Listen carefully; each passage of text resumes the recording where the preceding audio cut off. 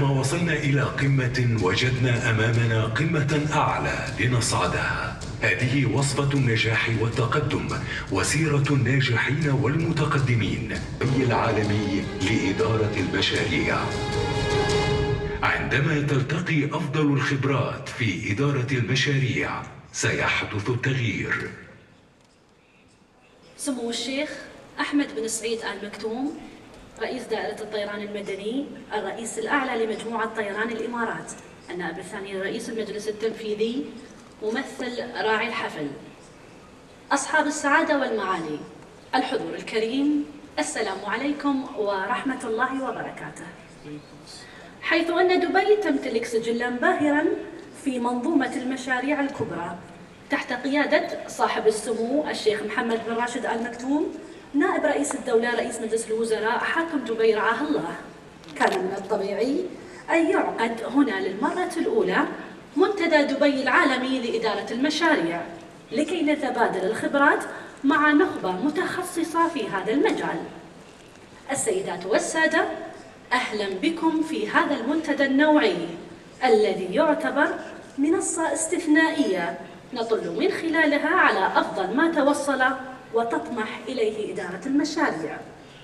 يسرني أن أدعو سعادة مطر الطاير رئيس مجلس الإدارة والمدير التنفيذي لهيئة الطرق والمواصلات لإلقاء كلمته، فليتفضل مشكورا.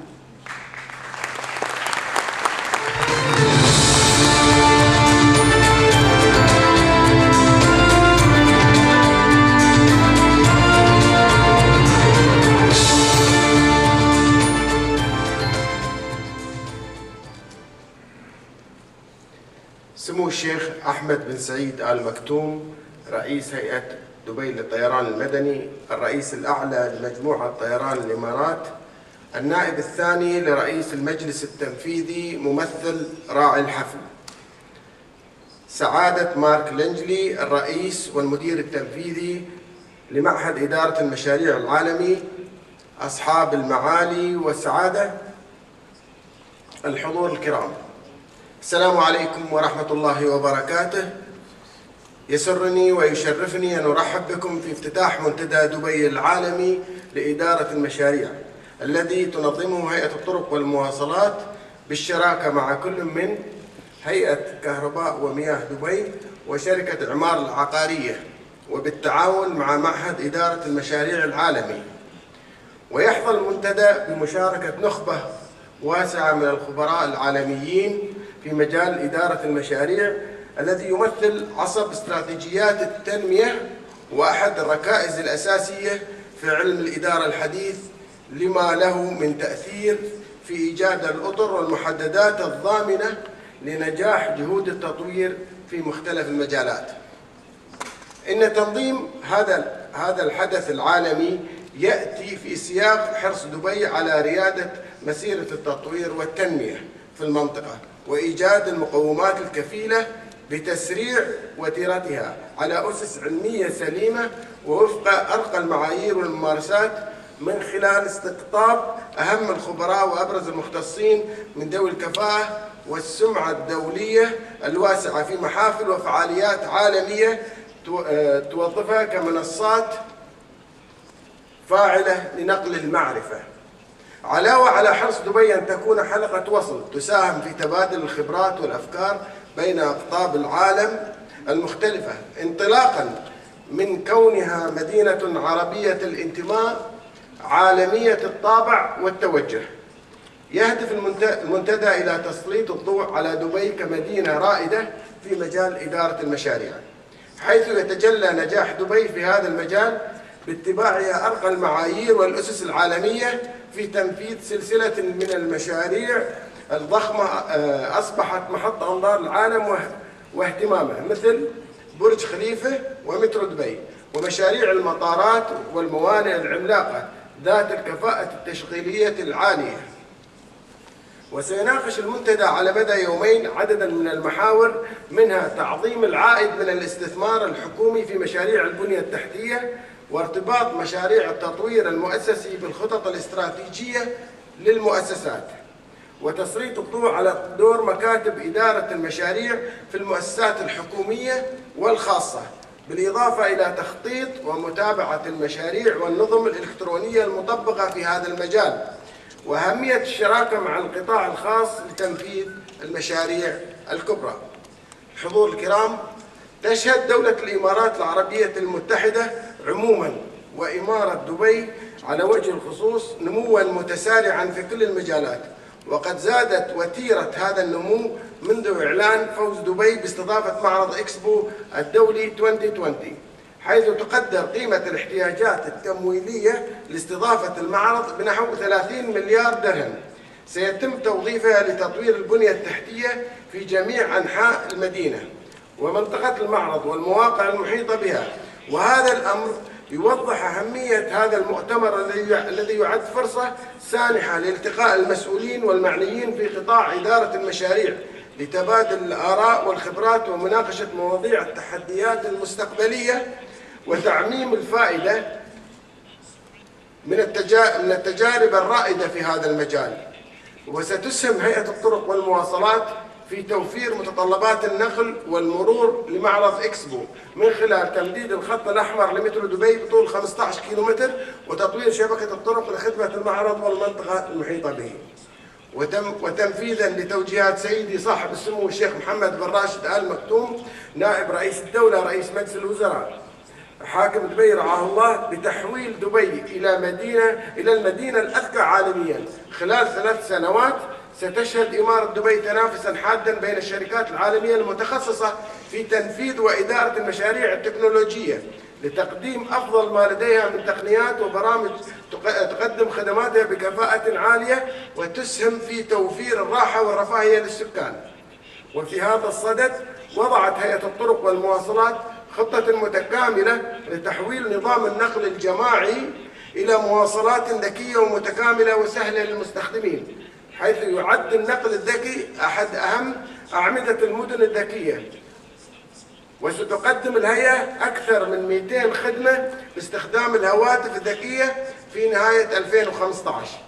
ختاماً، أتقدم بالشكر الجزيل لمعهد إدارة المشاريع العالمي على تعاونهم ودعمهم لجهود هيئة الطرق والمواصلات في استضافة هذا الحدث الهام، كما أتقدم بالشكر لهيئة كهرباء ومياه دبي وشركة الإعمار العقارية على مشاركتهم في تنظيم المنتدى، والشكر موصول للمشاركين والحضور والمؤسسات الراعية للمؤتمر، سائلا الله عز وجل أن يوفقنا جميعا لإنجاح هذا المؤتمر وتحقيق أهدافه حتى يكون محطة أخرى من محطات تميز دبي ومثالا آخر على قدرة دبي على تنظيم الفعاليات العالمية. والسلام عليكم ورحمة الله وبركاته.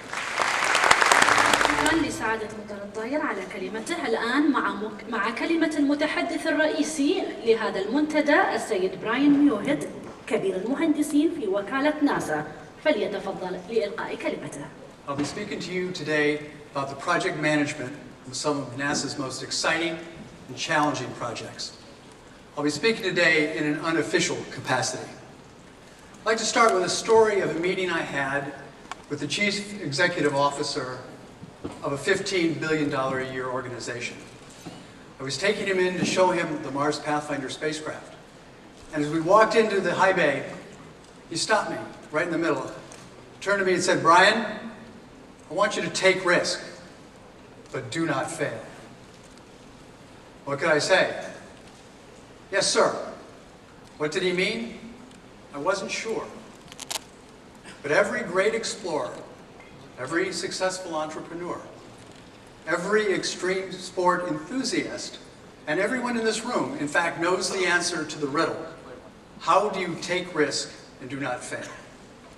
The answer is being innovative, creative, and adaptive in what you do and how you do it. So, why would the administrator of NASA, a notoriously risk-averse organization, feel the need to take risk? Well, let's look at some data. This is the cost of a set of deep space planetary missions in FY11 dollars. And what you see here is the cost of the missions growing and continuing to grow up into the 1990s. But at the same time, NASA's budget was going the other direction. So what happened? One very smart guy at NASA headquarters, the head of the Science Mission Directorate, came out to the Jet Propulsion Laboratory and he said, I want to do something dramatically new. I want to build missions in 3 years, not 5 years or 10 years. I want to do a mission for less than $200 million. And then he said, and I want you to land on Mars. What could we say? This would be landing on the Mars for less than the cost of the movie Titanic. What was he thinking? Well, we said yes, we would attempt to do that mission. This was the beginning of a whole new era of low-cost missions.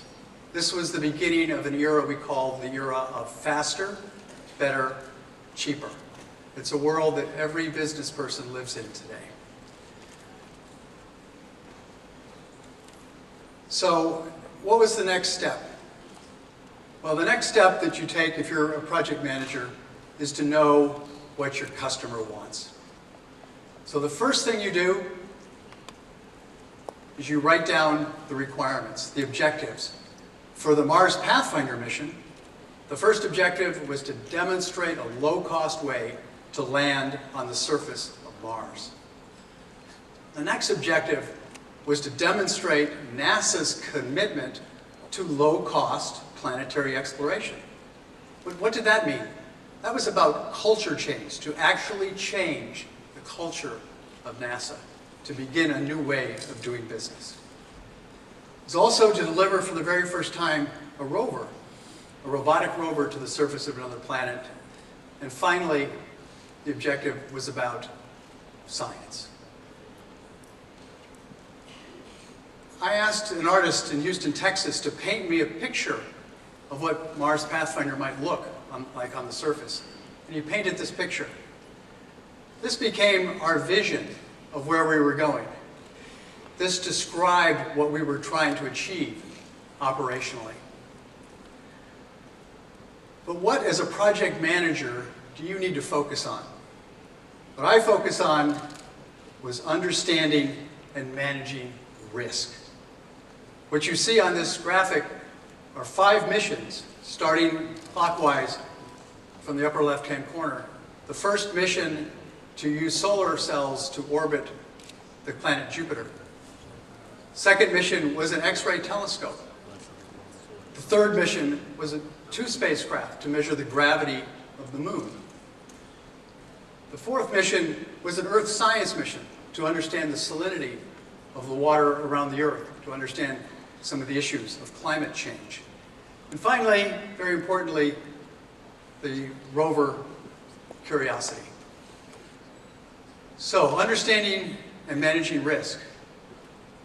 Well, when it came to Curiosity, that boiled down to this: entry, descent, and landing. This is the most complicated and highest risk aspect of any mission to land on another planet, or even to return back to the Earth and land on Earth.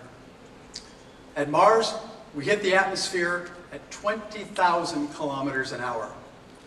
7 minutes later, we're on the surface, either successfully or as space junk. During that entire 7-minute period, the mission is under the autonomous control of the spacecraft. And what it's doing is talking back to Earth with a 14-minute time delay. We call this period the 7 minutes of terror. I'd like to now share with you the story behind those 7 minutes of terror with a video. Let's roll tape.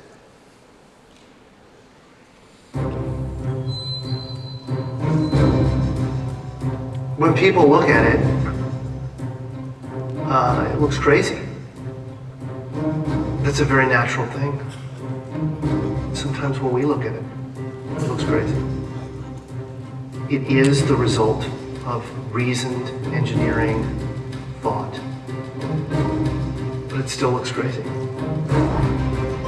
From the top of the atmosphere down to the surface, it takes us 7 minutes.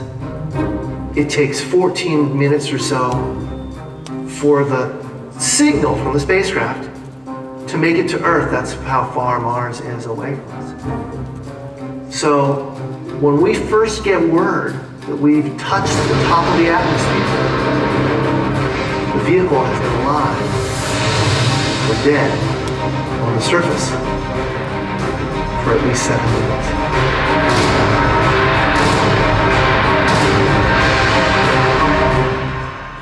Entry, descent, and landing, also known as EDL, is referred to as the 7 minutes of terror, because we've got literally 7 minutes to get from the top of the atmosphere to the surface of Mars, going from 13,000 miles an hour to 0 in perfect sequence, perfect choreography, perfect timing, and the computer has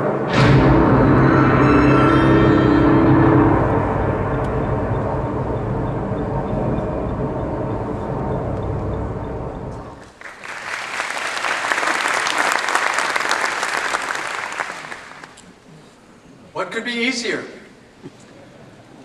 We did not know whether that process we just described in that video would work until we actually tried it in the atmosphere of Mars a little over 2 years ago. And it worked just perfectly, just as well as we had designed it. So, how did we do that? Let's talk about project management. What's the most important thing in a project? The quality of the people, your team. What do I look for in a great team? First, of course, I look for talent. I can hire talent, I can buy talent, I can develop talent. I look for ownership. I look for people with a personal commitment to doing their job well, but also with a personal commitment to the overall success of the mission. And finally, I look for trust. I look for people that are trustworthy. I look for a team that trusts the members of the team itself.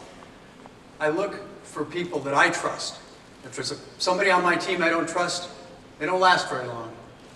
And finally, I need to be trustworthy myself. The team needs to be able to bring me their problems and bad news so that I can help them. Trust is absolutely fundamental. This rover was part of a system that had to invent, or in fact reinvent, 25 technologies in just 3 years. It was the start, at the time we did not know, but it became the start of 3 generations of rover systems that are now currently on the surface of Mars. Sojourner at just 12 kilograms, Spirit and Opportunity at 180 kilograms, and Curiosity now at 900 kilograms. Each of these were a new generation, an evolution in technology and capability that we did basically on every 5 years. The complexity, the payoff of each of these missions was something we built into the design as we progressed. But the complexity of every one of these is illustrated here best in the Sky Crane. This was certainly the hardest thing we had to develop, as you saw in the video. But the major innovation that we were working toward was something we call robustness. What is robustness? It was the capability of the design to be tolerant of the unknowns that we knew were ahead of us in the development, and the unknowns that we might face in the atmosphere and on the surface of Mars. A robust design is a design that would be capable of accomplishing the mission in spite of those uncertainties. This is another example of a very robust design. These are the airbags that landed Pathfinder and Spirit and Opportunity. They were designed for 100 km/h head-on collision with the surface, the rocky surface of Mars. And they did that extremely well. But the key to their design was that young man standing in front of them, Tom Revellini. What made Tom successful? Well, what made him successful is what I look for in people today. I look for something called emotional intelligence. It's drive, it's judgment, it's resilience, it's the ability to pick yourself up in the face of problems and carry on. And Tom had a lot of problems, a lot of test problems during the development, but he persevered. He carried his team through each one of those. And that became our mantra. Our real mantra during the development of these missions has been test, test, test. Make sure the systems are right through testing. Here we are testing some of our parachute systems here in the atmosphere of the Earth and in a large chamber.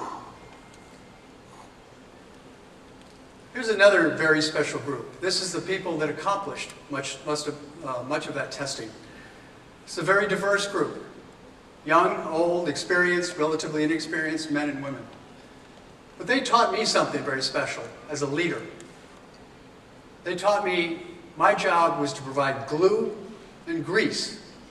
What does that mean? Well, of course, glue is what holds a team together, keeps it focused on where it's going. And grease, which is actually, I think, even more important, is facilitating the team, helping the team, cutting through the red tape, taking down the barriers between success and failure. So, you're working on a project after your design, all your testing, you're ready to take your product to the marketplace. It's showtime. For me, showtime was launch. Frankly, I thought we should have been able to declare mission success at that point, because we were on budget and on schedule, something that many people thought would be impossible. So, where were we off to? The surface of Mars. It's all about execution, precision execution.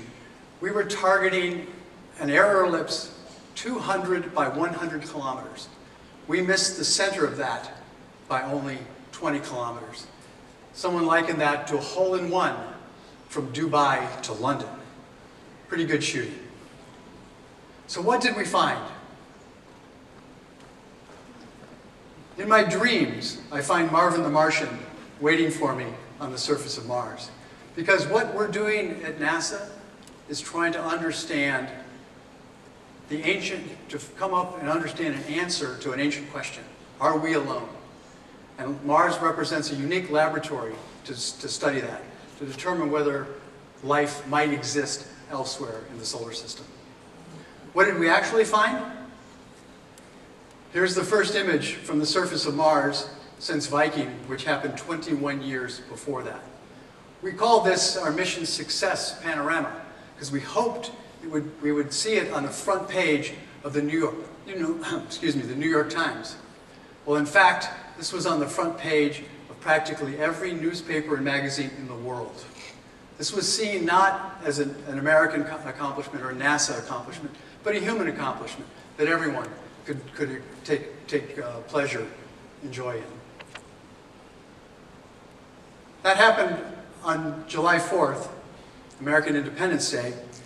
The next day, we had the rover out on the surface. The rover mission was off and running. And here again, this is what happened a little over 2 years ago on August 5th, 2012, where Curiosity landed itself on the surface of Mars. And you see its shadow as it looks up toward its target, Mount Sharp. And here is the rover looking back along its tracks through Dingo Gap. You see its antenna and its power system.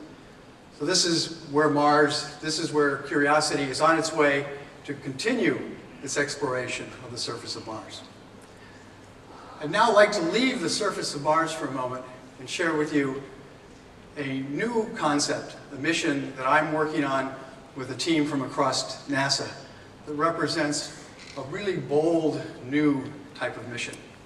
It's a mission to rendezvous with an asteroid, to actually capture a 10-meter, 1,000-ton object and bring it back and put it in orbit around the moon.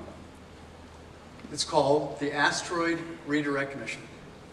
This represents a number of challenges of which the project team, the project management is going to need to use the ideas I've talked with you about today. But fundamentally, this is a part of a broader scheme of human exploration, the potential of taking humans to the surface of Mars. This is a core part of NASA's strategy for human exploration. I'd now like to leave you with a thought. from General Colin Powell, who said, "Leadership is the art of accomplishing more than the science of management says is possible." Thank you very much.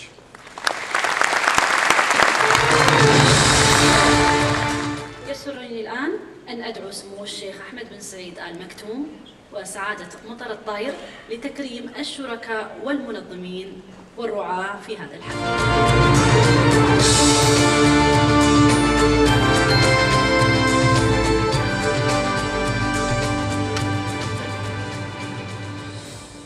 نبدأ مع الشركاء المنظمين. شركة إعمار العقارية،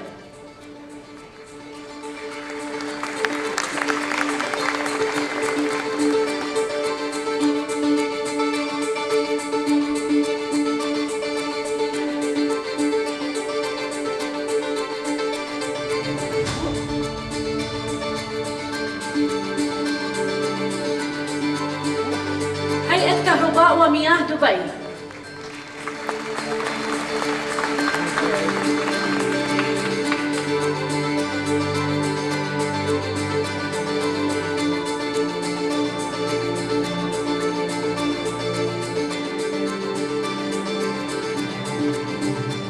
معهد إدارة المشاريع BMI،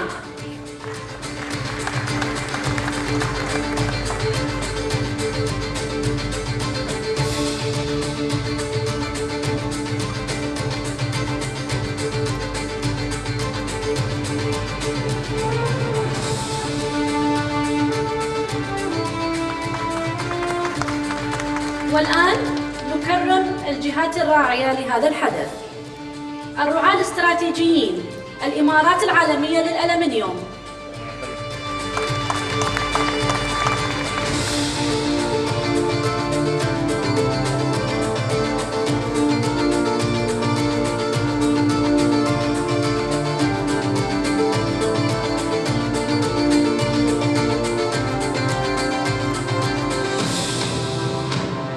سيسترا،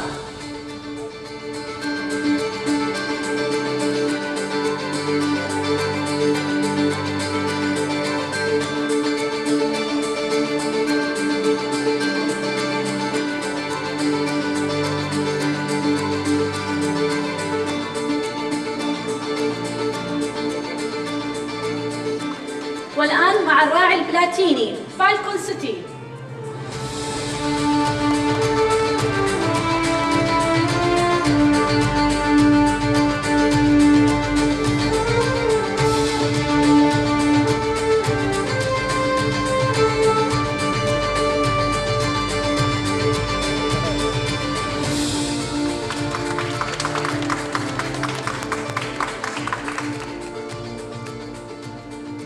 الراعي الذهبي المجلس الأعلى للطاقة،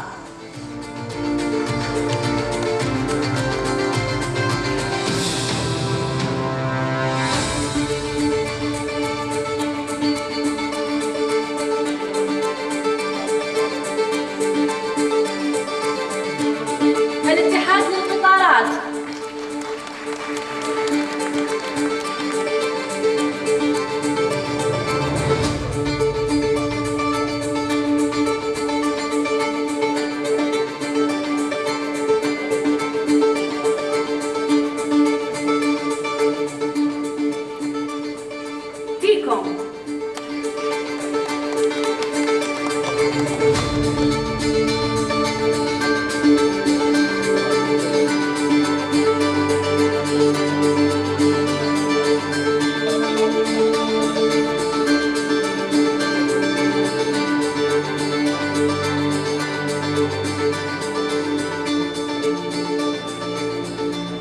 حديد الإمارات،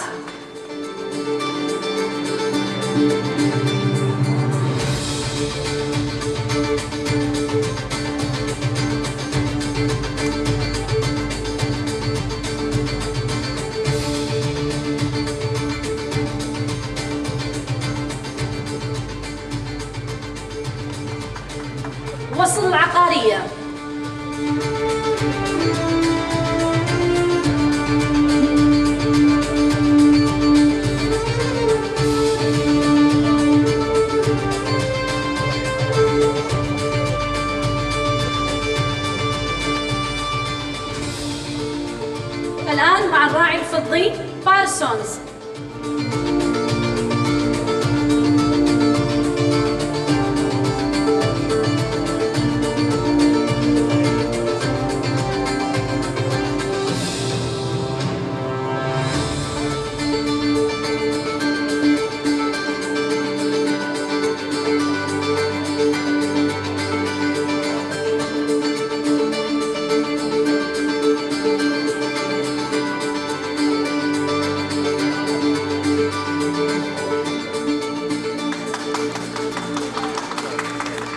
milestone.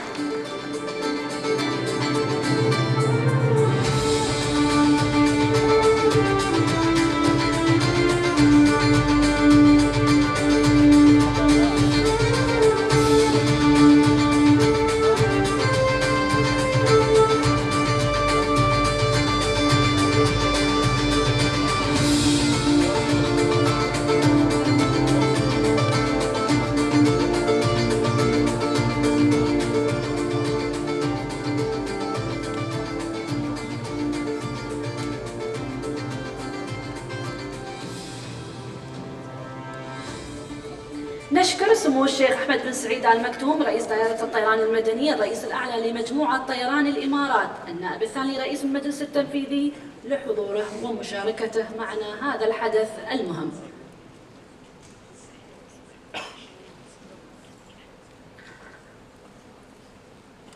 فليتفضل كل من السيد براين والسيد دونالد ترامب إلى المنصة للتكريم.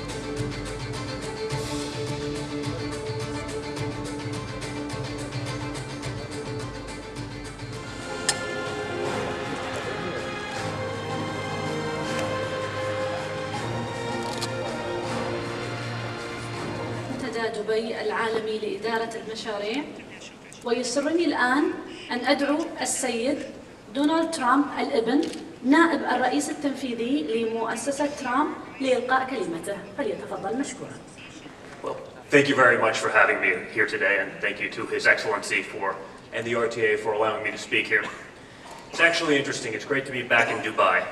One of the first times I'd ever spoken in front of an incredible audience like this was in Dubai, more towards the beginning of my career. This was the early 2000s, and it was the boom times. Things were going incredible. The vision and the ideas that abounded in Dubai were unlike anything else I'd ever seen before.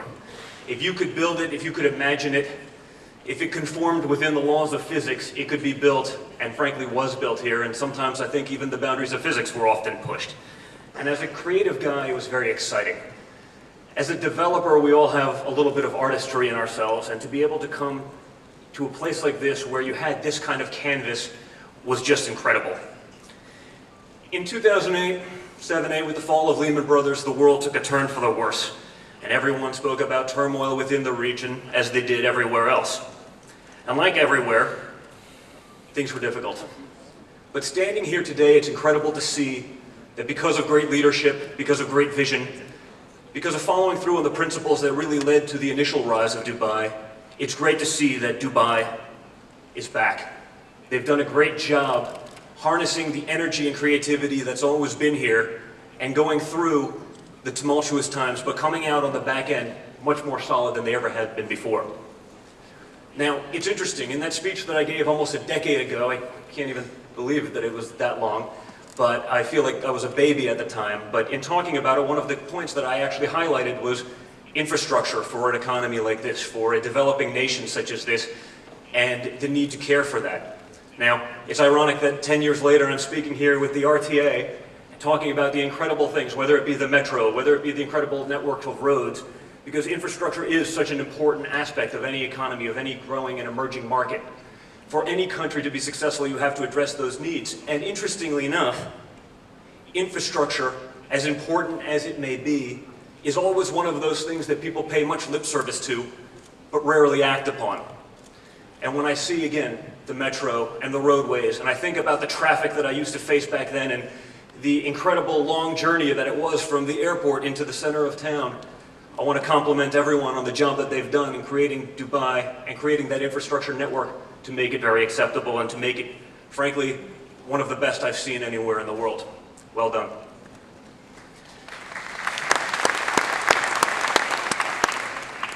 look to take a little bit of time today to go a little bit of a different route. We obviously have some incredible managers in this room and looking at it, whether it be talking about NASA or some of the other project management teams, but ultimately really bringing things back to basics, looking at them from a family business perspective.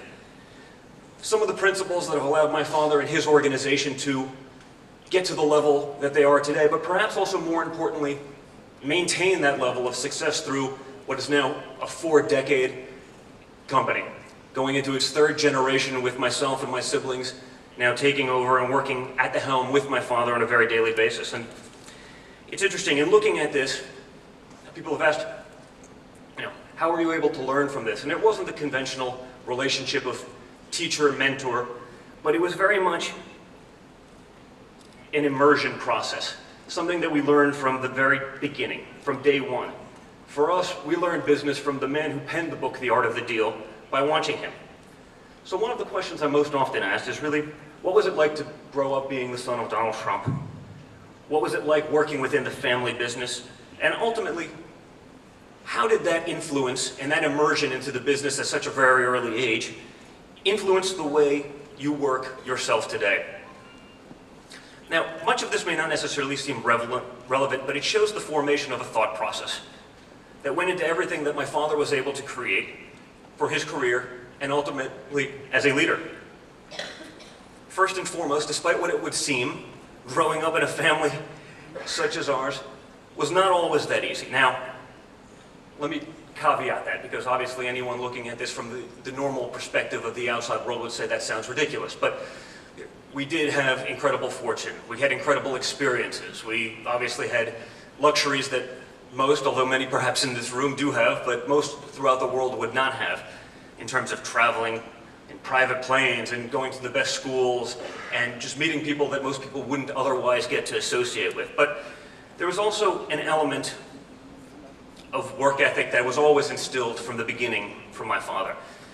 He's known for saying the phrase, "You're fired," on The Apprentice, and for firing people on television.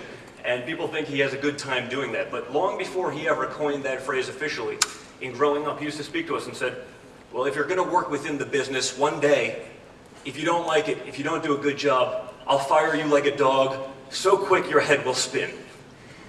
Now, it sounds a little bit harsh, but ultimately, it's true.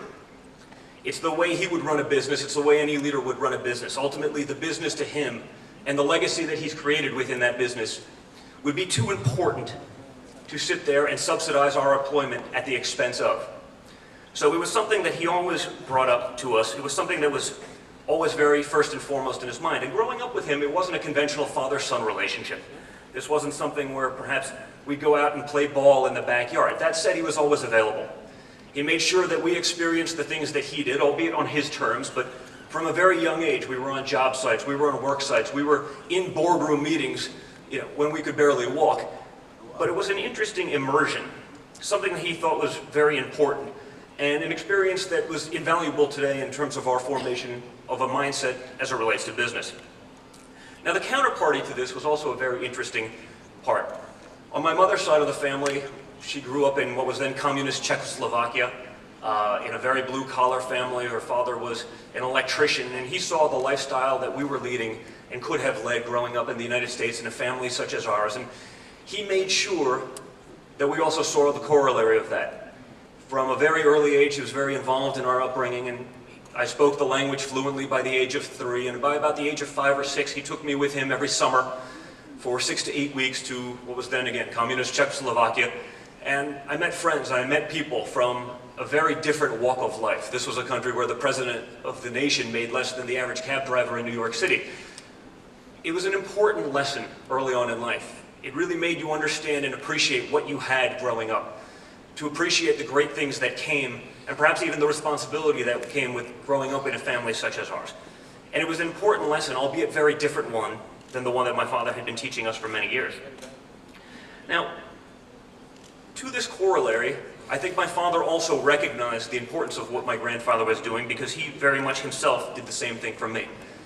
From about the age of 12, I went to boarding school. I was living away from home, and that summer when I came home, he first sent me off to my first job where I was working away from home, a few hundred miles away, staying in a very small room away from home, working at the bottom rung of the ladder. This wasn't an opportunity where I could just come in and start off at some sort of executive position, but really starting as a dock attendant at one of the resort properties that we had owned. And I'll talk more about that a little bit later, but again, even from his perspective of coming from here, he wanted to make sure that we saw everything from the bottom up, that one day, if you're going to tell someone to build a building or to dig a ditch, that you had done it yourself, you understand what it took to do that, and no one could ever then ultimately pull one away from you. Today, I have the great pleasure of being able to work within a family business that's grown, that's incorporated my siblings as well. And it's been an important aspect of learning how to work together, because ultimately, what we decided long ago was the business was more important than anything else. And so, while it's interesting to say, and certainly ironic coming from a Trump, that there would be no ego involved in the decisions that we made, there actually isn't any, and we just decide who's going to do what based on whose skill set is more appropriate for the given task. So now, with a little bit of this background out of the way, I wanted to talk about some of the similarities of my father's career that really mimics that of what I saw in Dubai in terms of the transformation. It was interesting, as I started writing this speech, we talk about the ebb and flows of markets and personalities and economies, and I really thought, going back into history, and while the decades don't necessarily jive, the ebb and flow of what happened and is happening currently in Dubai very much is very similar to my father's own career. There was sort of this meteoric rise from seemingly nothing to this desire to build and create something that was unique and special and different than something that ever had been done before. There was the fame, the stories, the glitz, the glam, and everything else that was associated with that. There was the creation essentially of a brand, an incredible brand that stood for everything that was first class. Then there were the tough times. My father experienced them in the early 90s. He learned from those mistakes not to make them again in the last cycle. Dubai learned incredibly from the 2008 period. And as severe as both of those times were for my father and for Dubai as well as the rest of the region, there's the story about the emergence from the other side of that adversity. Coming out from this disaster, and again, as I said earlier, looking to Dubai today, not only did they make it through, they made it through in a stronger position than they ever were beforehand. And that's incredibly admirable. As I said, like my father, Dubai went through some very incredible challenges, but similarly, because of the vision and leadership of many of the people in this room, as well as leaders within government, the leadership principles that were instilled pulled this country through to bring it to a place that it had never been, and beyond what many people ever expected it could have been. I like to talk about adversity because it's interesting. I always thought that I knew everything there was to know about business for the first 8 years of my career. Ultimately, that didn't turn out to be true. It wasn't until experiencing a down cycle, and I went to Wharton, and I thought I knew everything, and I came out of business school, thinking that there was nothing that could be taught. But it was the years after 2008, 2009, that you really started to figure out, wait a second, I don't know as much as I think I know, but this is the greatest learning experience I could possibly achieve. Luckily for me, I was able to experience that early in my career rather than later. While seemingly general, many of the operations that happened and many of the decisions that were made, whether it be here or whether it be through my father, perseverance and persistence were some of the other things that I saw my father doing. That sort of fight to the death, never give up mentality. As I said, I'd been lucky growing up in a real estate cycle that was always positive, but to my father, he looked at things very differently. I, again, had thought that I knew everything that I needed to know up until this time, but there was something that I didn't know, and it was that adversity. And that was something that my father had talked to me about, and it was interesting to see a man who was known for his risk-taking, who's known for sort of being brash and being out there, telling me, this 20-something-year-old, hey, don't be so glib, don't be so aggressive about going forward on this, because I've seen what happens when you sort of lose control of things, when you just go after things because you'd love to do them. And there's also that same element of this decision-making process that he had through that adversity. The thought to never give up, to always fight every battle all the way to the end. It was something very different than you'd see most people do, because, frankly, giving up is often the easy way out for a lot of people, but he didn't do that. He came stronger, and he came back stronger with incredible fundamentals. And he had to get through rough times. And he did that by working harder than everyone else, by getting in there, by not settling, by not becoming a settler, by fighting every last battle as much as he possibly could. I also, during this time, and again, I was a teenager when it was happening, but I learned a lot about focus. I remember sitting with my father when the world was not so great for him, and he was in a very bad spot, at least financially, and he told me, he's like, you know what, over the last few years, I found myself doing things I had never done before, things that I would have never otherwise been doing. And I remember, asking him, what those things were. He's like, well, last week I was in Milan. The week before that I was in Paris for the fashion shows. I'm saying, you have no interest whatsoever in fashion. He goes, yes, I understand, but I did have some interest in what was wearing the fashion. And I made that perhaps a little bit too much of my focus. And I'd lost track of what I'd really wanted to do in business and in terms of that. And so it was interesting to see his own critical assessment of himself, recognizing that some of the simple pleasures perhaps for himself in life were things that could have influenced him negatively and really impacted the business in a way that would hurt him and his legacy. Now, one of the interesting stories I always tell of my father was growing up every day before school, and I'm in kindergarten, first grade, second grade, as a very young kid. I'd go to him, give him a hug goodbye before I'd go off to school and he'd go off to work. And the first thing he always told us was, Don, don't ever trust anyone. I'm saying, I'm a 5-year-old kid, I have no idea what this means at this point in life. No clue whatsoever. And he'd been telling me this for about a year, and I remember, I think I was probably in second grade, so let's call it 7 years old. And he said, before going to school, goes, Don, don't trust anyone ever. And he goes, follows that up with, well, do you trust me? And I said, of course I trust you, you're my father. And it was the first major look of disappointment I'd ever seen in his eyes, because the lesson clearly didn't stick.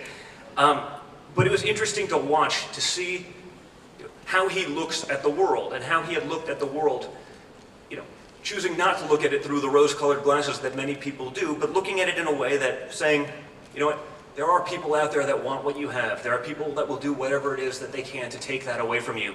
You have to be able to look at it from a cynical nature. And when people do attack, and he's often gotten in trouble for perhaps taking this stance on things, attack them back even harder than you did before. It sets a precedent. When you become a hard target as opposed to a soft target, when you take the aggressive stance, when you take that kind of approach, people are much likely or less likely to mess with you in the future. Now, again, I thought these were probably very strong lessons to learn as a 6- and 7-year-old child. At the same time, looking at it now from a business perspective and looking at the world in which we live and which we know, it was actually a very important one. Momentum was an interesting word that he always used, and he tells a story about, and perhaps other than our gentleman friend from NASA here, probably a word that many of us feared ever since high school physics. But he tells the story of a friend of his who was a developer who was sort of the it guy in New York in my father's generation before him. And he remembers the story of a William Levitt who created Levittown out in Long Island and basically created a town named after himself with the infrastructure and everything associated with it. And this was a gentleman who just built an incredible business, similar to perhaps many of the companies that we're talking about and see in Dubai today. Just massive developments, catering to the baby boomer generation coming back after World War II. And my father very much looked up to this gentleman. And William Levitt had this incredible company, and one day someone came in and gave him an offer he couldn't refuse, and he sold his company. And he moved to the south of France on a boat, and he spent a few years there. And these guys that took over the company, they weren't able to do what he was able to do. They didn't have his sort of magic, his ability to guide destiny and to create. So they came back to him after a few years and they said, well, we'd love to sell you back the company at pennies on the dollar. And he said, this is a great offer.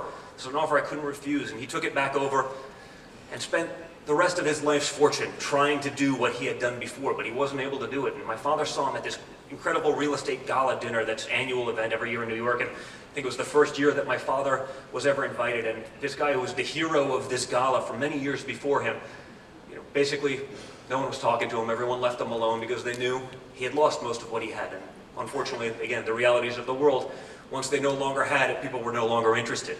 And my father went up to him and said, William, what happened? What happened? And William just said, Donald, I lost my momentum. I took those few years off. I was in the south of France on a boat, and when I came back, I didn't want to work the same way that I had. And I didn't want to put in the time that it really required to do this job and to do it well. My father, it always struck home to him because it was important about not only recognizing when you have it, such as Dubai, and going with it and making sure to take advantage of all those opportunities, but also for the individual, recognizing when you no longer have it and when you no longer have the desire to take those kind of risks. Some of the interesting things that I've learned through perhaps osmosis and less through from stories of my father were, first and foremost in life, people don't get anything they don't ask for. You don't get anything by not being assertive.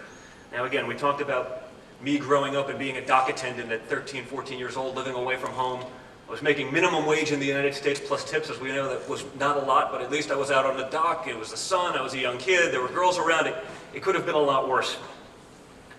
Well, that job wasn't going to last forever, obviously, in the progression of things. And so my father said, the next logical step, you're going to work on a construction site. You're going to work in landscaping and drive heavy equipment and use chainsaws and clear area for this large land development that we were working on. I said, that sounds great.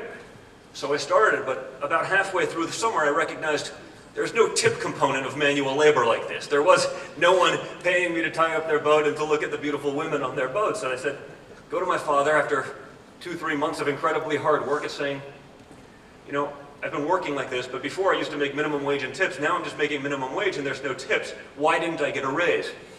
And he looked at me very simply and said, well, you didn't ask for one. Why would I pay you more than you were willing to work for? Now, that struck home. Now, I tried to renegotiate and go retroactive, and I got a couple days, but not much, because the time was already done, and he wasn't going to go there. But it was very interesting to see and to think about the missed opportunities that people have because they fear rejection. Now, this is something that most leaders are probably aware of, but it's something that can be trained, and that assertiveness to go out there and ask the basic questions of, you know, can I do this, or why can't I do that, is very important. And too many people have to really get over that fear of the simple 2-letter word no. Your worst case scenario when you ask a question is that you end up exactly where you are. Your best case scenario is you get exactly what you want, and somewhere in the middle, if you choose to start negotiations from that point, you end up somewhere. Now, this is perhaps not the appropriate story for this room, but I remember my brother when he was going off to college. I'm a few years older. He goes, Don, what was the most important piece of advice you ever learned in general? And I told him this story, and he went off to school, and the first holiday he came back, and he looks at me and goes, Don, that was the greatest piece of advice anyone ever gave me. I said, I don't know what you're talking about. I don't even remember the conversation. And he recalls the story, and I go, well, explain exactly how you implemented this in school. He goes, well, you realize it also works with girls, right? If I just kept asking someone out, eventually they'd say yes. And you know, while it wasn't the intention of the story, I guess the saying holds true. It can really be something that can be implemented through all aspects of life. So again, perhaps not the most appropriate venue for this, but I think it goes to show the general outlay of, you know, how things can be utilized in ways that you don't always intend or expect them to be used. Some of the other things that we've been fortunate to be able to do is really understanding the balance of risk and reward. For many people, that's a very challenging subject. For us, being the siblings, or the children of Donald Trump and my siblings, we've had to look at things very differently. There's sort of that alpha characteristic that's hopefully bred into our blood, whether it be through his personality or my mother, who was a businesswoman in her own right, as well as an Olympic athlete and everything. There's sort of that desire to always be assertive, to always be aggressive, to be out there. But for us, we've had to look at things very differently. The risks that my father took to get to the level that he is today are not necessarily commensurate with the possible risks that we take if we try to make those same decisions. For us, I think we have to check some of our ego at the door and be protectors of the brand that he's created, of the assets that he's created, and not just be out there always trying to do the next best thing to top him.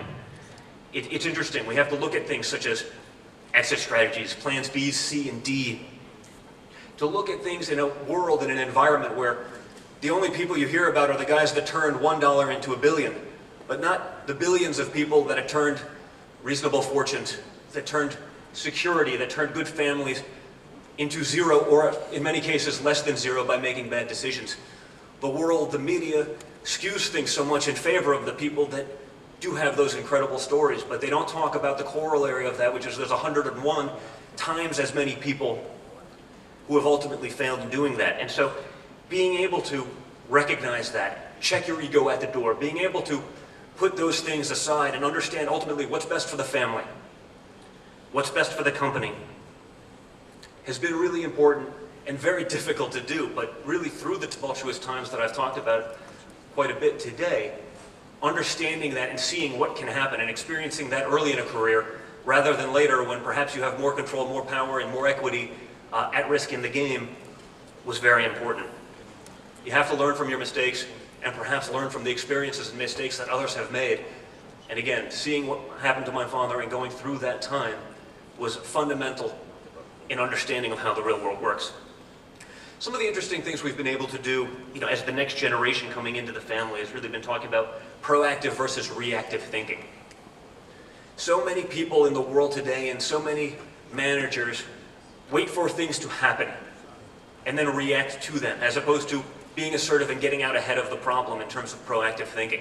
Now, there's countless examples that we could talk about today. I think Dubai is perhaps another great example of that kind of proactive thought process where they had a vision for where they wanted to be, and they did everything they possibly could to get to that vision and to realize that vision, to end up with a head start that the rest of the world really can't compete with in terms of the emerging markets, in terms of a place of business for people in the Middle East and for all of the world, which is why, well, perhaps it's not the biggest nation within even the UAE. It is the stomping ground for all of the Fortune 500 companies. They all have a presence here because the vision and leadership that put Dubai here in the first place continues to abound and continues to allow these corporations to realize the successes that Dubai has had and made it a friendly place for people to invest. Loyalty was another great aspect of some things that we learned growing up. It was an important element in growing up in our family, and it was interesting because today in the world of lawyers and litigation, one of the fundamental stories that I heard from my father, when perhaps the reason I'm even here today, was a story about how he was able to build Trump Tower, sort of his original namesake project in the United States, on 57th and 5th, right next to Tiffany's. And the gentleman who owned Tiffany's at the time had air rights, meaning the FAR above that building, that for my father to build this iconic tower, he would need to purchase and transfer over. And he had met the guy and become very friendly with him over the years. And they finally, over a meal, they struck a deal, and my father said, hey, I'm going to do this. I need a year to be able to put the deal together. And throughout the course of this year, he put together the financing for the building. He started the marketing of it. He got the zoning that he needed. And they finally get to the closing table, and this gentleman's lawyers came in. They said, well, Mr. Trump, things have changed. A lot's happened in this year. These air rights are now worth 10 or 15 times more than you're willing to pay. My father said, oh my God, this wasn't something that's documented. It was just a handshake I had with the principal. And he called the principal and said, listen, what's going on here? And the principal goes, I don't know what you're talking about. What happened at the closing? He goes, well, your lawyers are here and they're saying it's 10 or 15x what it was that we had agreed to a long time ago. And this man came in personally, and he goes to his lawyers who, obviously wanted to show their boss how smart they were in trying to renegotiate. He goes, you don't seem to understand. I gave this man my word. I gave him my handshake. That means more to me than any number, any dollar figure that could be when it comes to the deal itself. And while I may look like I made a horrible deal, this is the deal I made and I'm going to stick by that. And it was an interesting story. And I love when we have deals with people like that because it's so rare in this world to be able to find those kinds of people. And when we do, those are the partnerships that we're able to create. Those are the partnerships that flourish because the handshake still does mean something to some people. And it's been an incredible aspect to be able to learn from. One of the last things I'm going to leave off on is about creating a track record. A big part of success oftentimes is just simply showing up, not always sitting there and waiting for the grand slam, waiting for to hit the ball out of the park, but passing up all the small opportunities that present themselves. And there's a great guy I know who's a reasonably successful guy. He grew up almost like an uncle to me, and he was one of these guys though. He always had the next biggest deal, and it was always great, but he was always waiting for something to happen, passing on this deal, passing on the other deals that were much faster that could happen for this grand vision of this amazing thing that was one day going to transform him from this to 1,000x. And I remember looking at that guy saying, and seeing him today, those big deals never came through. They always waited. He always waited and passed on the great opportunities. Now, had he done something a little different, had he taken all the singles, had he taken the opportunities that were presenting himself that were good ones, he could have done something well. And a big part of success is ultimately showing up and knowing when to show up and taking those chances, creating your own luck. The last story that I'm going to leave you with today was one of my father's, and it goes back again. This is 91, 92, and He was in about, let's call it, $7 or $8 billion worth of debt, which is not a great position. And he tells the story of walking down the street and there was a homeless man in front of Trump Tower who used to sell pencils there for many years. He was a blind man. He was sort of a fixture on Fifth Avenue. And he goes to his second wife, my now ex-stepmother, and he goes, "You see that man over there?" And she goes, "Yes." He goes, "You realize he's worth about $7 billion more than me right now?" And she goes, "Excuse me, I don't understand. How could that be?" He goes, "Let me clear this up for you. Assume he's worth nothing. He's worth about $7 billion more than me right now." That sort of sets the tone for the situation that he was in. Now, there was a banker at this time who was working for one of the major banks, and we probably had $1 billion with him in debt, and obviously nothing was going on in the early 90s. And this man, he didn't like my father. They'd never actually met, but he didn't like him. He didn't like the ego, he didn't like the brashness, he didn't like what he stood for. And he goes to his board, he goes, "I'm going to be the guy that takes down Trump." And this real estate dinner that I'd mentioned earlier, this was a few years later now, this isn't the 70s or 80s anymore, it's now the early 90s, and this annual real estate dinner in New York, my father has the flu. He's sick, which he's never sick. He has the flu, he's in horrible times, he's in $7 billion worth of debt, he knows these bankers are out to try to get him, and he's invited to this dinner and he's supposed to go. And he says, "You know what, I'm just going to go anyway." Ironically, he's seated next to this guy who the day before told his board that he's making it his life's mission to take down Trump.